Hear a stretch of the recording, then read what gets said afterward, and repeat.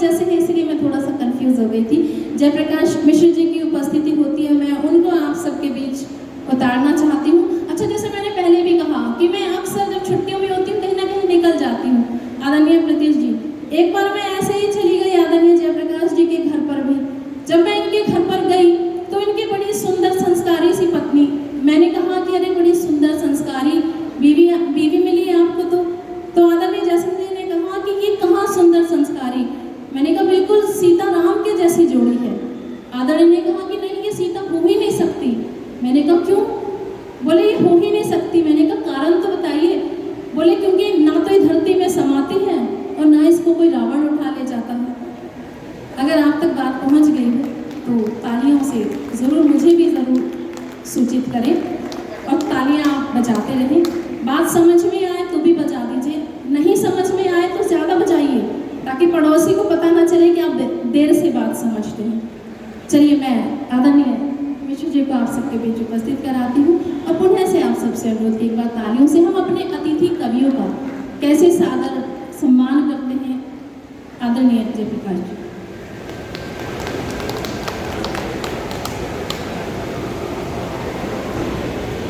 माता सारथी के चरणों में नमन निवेदित करते हुए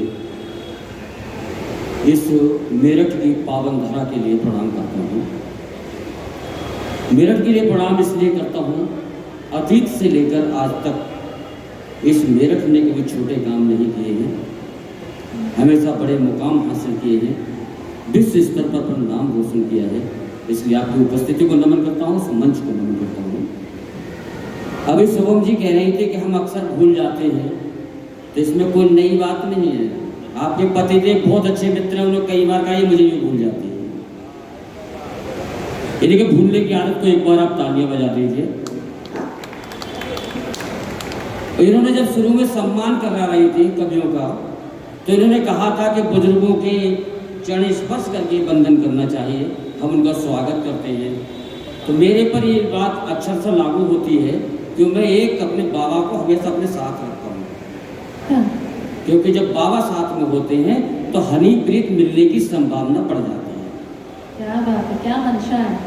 आज भी मैं बाबा जो आसाराम बापू से मिलते जुलते हैं, बलबीर सिंह खिचड़ी को मैं साथ लेकर आया हूँ। मैंने इनसे कल कहा था मेरे साथ चलोगे, बोले नहीं। मैंने फिर कहा, आज फिर कहा बाबा चलोगे, बोले नहीं तुम्हारे साथ नहीं जाऊंगा। तो मैंने कहा बाबा देखो, जो तुम्हारे पास है मिल बांट कर खाओगे तो बाहर रहोगे, और अकेले खाओगे तो सीधे जेल जाओगे। क्या बात। तब ये बड़ी मुश्किल से मेरे साथ आने के लिए तैयार हुए हैं। सीधे सीधे आपके चरणों में कविता निवेदित करता हूँ। जी, स्वागत स्वागत। अभी शुरू में स्वदेश जी कह रहे थे कोई विवादित बात मत कहना, तो मैं क्या करूं, मेरे साथ विवाद तो जन्म से लगे हुए हैं। अब एक विवाद से आपको रूबरू कराता हूं मैं। जब लोग बहुत सुंदर दिखाई देते हैं तो हमें भी लगता है कि हम भी कुछ सुंदर लगे। सुंदर लगने में कांटा कहाँ लगा वही बताता हूं मैं आपको। मैं पार्लर पहुंच एक दिन मैंने मेकअप करवाया। मैं पार्लर पहुंच एक दिन मैंने मेकअप करवाया, फेस मसाज ब्लीचिंग कर बालों को काला रंगवाया, बालों को काला रंगवाया। बार बार दर्पण में देखूं, इठलाऊं और बलखाऊं, कोई निशाना बड़ी उम्र का चेहरे पर पड़े। अब अंतिम पंक्ति सुनिए, अगर आपको अच्छी लगे तो मुझे भरपूर आशीर्वाद दीजिए। पर सजना धजना जिसकी खातिर, जिस पर था मैं दीवाना, मुस्काई पे बोली अंकल मुश्किल है हमको बनना। क्या है, बहुत सुंदर। उस दिन से सब सजना संवरना मैंने छोड़ दिया। अब और विवाद की बात करें, विवाद तो घर से ही जन्म लेते हैं। एक विवाद से आपके समक्ष उपस्थित हो रहा हूं। बात बिना बात के बन जाती है, बात बिना बात के बन जाती है, रबड़ सी तन जाती है, और कभी कभी चुप रहने के बाद भी ठन जाती है। मैं वही किस्सा सुनाता हूं, बेचारे पतियों की वेदना बताता हूं। बेचारे पतियों की वेदना बताता हूं। अब यहाँ पर ज्यादातर लोग पति पत्नी में बैठे होंगे, अगर पत्नी ताली नहीं बजाए तो मैं समझ जाऊंगा कि आपको लग रहा होगा मेरी बात इस तक कैसे पहुंची। अच्छा। अब आप अब ताली बजा लेंगे तो शायद मानो शायद आपकी बात ना हो, किसी दूसरे की हो सकती है।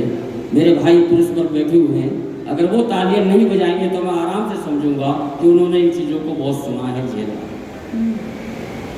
बात बिना बात के बन जाती है, रबड़ सी तन जाती है, कभी भी चुप रहने के बाद भी ठन जाती है। वही किस्सा सुनाता हूँ, बेचारे पतियों की वेदना बताता हूँ। पत्नी जब मुंह खोलती है, पत्नी जब मुंह खोलती है तो बनवे बोलती है। और बनवे बोलोगे तो क्या बोलोगे, गुलाब का फूल तो पति को देने से नहीं। बनवे बोलती है, जाने क्या सोचकर भगवान ने मेरी किस्मत को लिखा था। क्या है? जाने क्या सोचकर भगवान ने मेरी किस्मत को लिखा था। बड़ी ही मनहूस हुई थी जब मेरे पिताजी ने तुमको चुना था। बड़ी ही मनहूस हुई थी जब मेरे पिताजी ने तुमको चुना था, जबकि उस समय अच्छे अच्छे रिश्ते आ रहे थे। जबकि उस समय अच्छे अच्छे रिश्ते आ रहे थे, बड़े बड़े घरों के लड़के पलके बिछा रहे थे। एक साथ बजाओ ताली, एक एक करके नहीं, ताली बजाओ तो लगेगा मेरी बात आप सुन रहे हैं, समझ रहे हैं।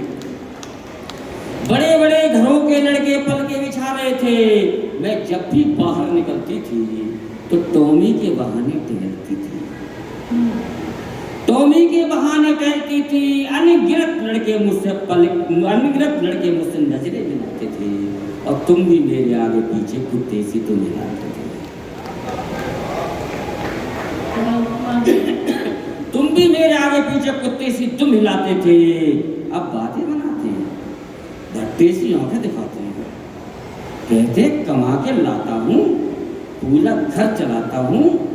अरे तुम जैसे 65 महीने में जितना कमाते हैं उतने का मेरे पिताजी रोज कुत्ते को दूध पिलाते हैं। क्या है? उतने का मेरे पिताजी रोज कुत्ते को दूध पिलाते हैं। तुम्हारे घर में हाड़ धुनती हूँ, बिना तनख्वाह के काम करती हूँ, सोचती हूँ किसी का घर चल जाएगा और तुम जैसे भिखारी का पेट पल जाएगा। क्या बात? तुम जैसे भिखारी का पेट पल जाएगा। हाँ, आखिरी बार बता रही हूँ, अभी तो प्यार से समझा रही हूँ। मेरी हर बात पर हाँ में हाँ मिलाओगे, मुझसे बिना पूछे कोई कदम नहीं बढ़ाओगे, नहीं तो तुम्हें छोड़कर चली जाऊंगी। फिर तुम मूछे मुड़वाना, चाहे सिर उठवाना, जितने तीर हो तर्कस में सारे आजमाना, मैं नहीं आऊंगी, मैं नहीं आऊंगी। और सुदेश जी शायद मेरी आवाज़ सुन रहे हो। एक विवाद और जन्म होता है। हम सबको पता है कि स्त्रियों का सबसे प्रिय कुछ होता है तो मार्केट में खरीदारी करना। वो पुरुष को साथ में ले जाना चाहते हैं, इसलिए वो पैसे दे और सामान उठाए, लेकिन किसी काम में दखल अंदाजी नहीं करे। ऐसे मेरे साथ में आप 1-2 मिनट की रचना, ज़्यादा नहीं है, आप सुन के फिर चली जाना। आदरणीय कोई आवाज़ लगा ले, रोक ले 2 मिनट के लिए, अच्छा लगेगा। आदरणीय रेखा जी से मेरा अनुरोध। आदरणीय रेखा जी 2 मिनट के लिए बैठ जाएं आप, 2 मिनट बाद चले जाएं, बीच में छोड़ के नहीं जाते हैं, ऐसा भगवान ने कहा है, मैं नहीं कह रहा हूँ कुछ भी।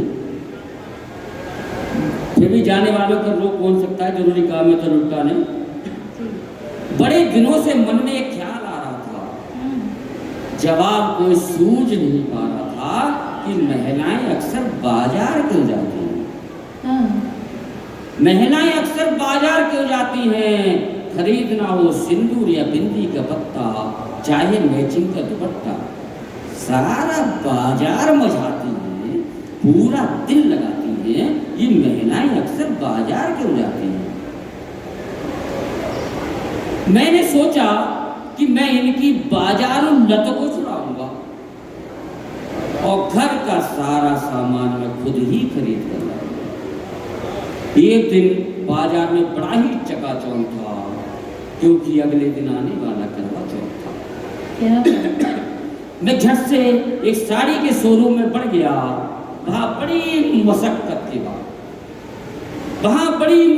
के बाद साड़ी के रंग को कई महिलाओं के तन पर परखने के बाद, एक चीज और बता दूं, कभी बहुत चरित्रवान प्राणी होता है। मैंने साड़ी को किसी महिला पर लगाया नहीं, कल्पना में शीशे में ऐसे करके देख ली। उस साड़ी के रंग को कई महिलाओं के तन पर परखने के बाद एक साड़ी ले आया।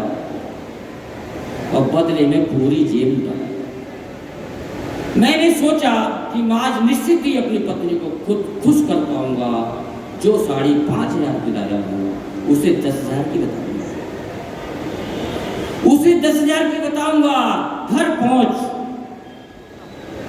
पत्नी को साड़ी दिखाने के बाद उसका दाम बताया, लेकिन बात बनते बनते बिगड़ गई। ठीक उसी रंग की साड़ी पड़ोसिनी की निकल गई। आप हंस रहे, अच्छा लग रहा है, लेकिन ताली के साथ हंसे तो मुझे आवाज आ जाए, दांत आपको दिखाई नहीं दे रहे हैं। ठीक उसी रंग की साड़ी पड़ोसिनी की निकल गई। अब मेरी पत्नी ने आंख तरेड़ते हुए धमकाया, बोली तुम्हारे माँ बाप ने कुछ नहीं सिखाया, मैं अभी तुम्हारे साथ बाजार जाऊंगी और उसी दुकान से इससे अच्छी साड़ी कम दाम में लाकर दिखाऊंगी। मैं बेचारा अपने बुने जाल में फंस गया। पत्नी को साथ ले उसी दुकान पर चढ़ गया। वहां पूरी दुकान में साड़ी का ढेर लगाने के बाद एक साड़ी जच गई।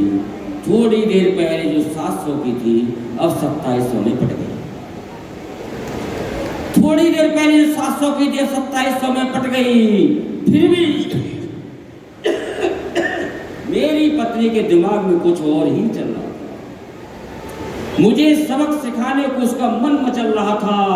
दुकान से बाहर निकल परचून की दुकान पर पहुंच उसने 10 किलो चावल और 10 किलो आटा खरीदा और साड़ी के फॉल लेने के बहाने उसे लाद कर पूरे बाजार में गधे की तरह घुमाया। पूरे बाजार में गधे की तरह घुमाया। मैं तेज कदमों से घर की तरफ ताक रहा था। मौसम सर्द था, फिर भी कुत्ते की तरह हाँफ क्या बात, क्या पीड़ा है।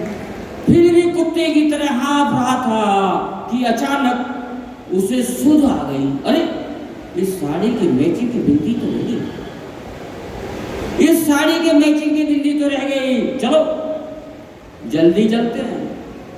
बच्चों के घर पहुंचने से पहले बिंदी का पत्ता लेकर घर पहुंचते हैं और हाँ पैदल ही जाएंगे, जिससे कुछ बचत भी हो जाएगी और जवानी तुम में कितनी बाकी है उसकी परख भी हो जाएगी। क्या बात है, बहुत सुंदर। जवानी तुम में कितनी बाकी है उसकी परख भी हो जाएगी।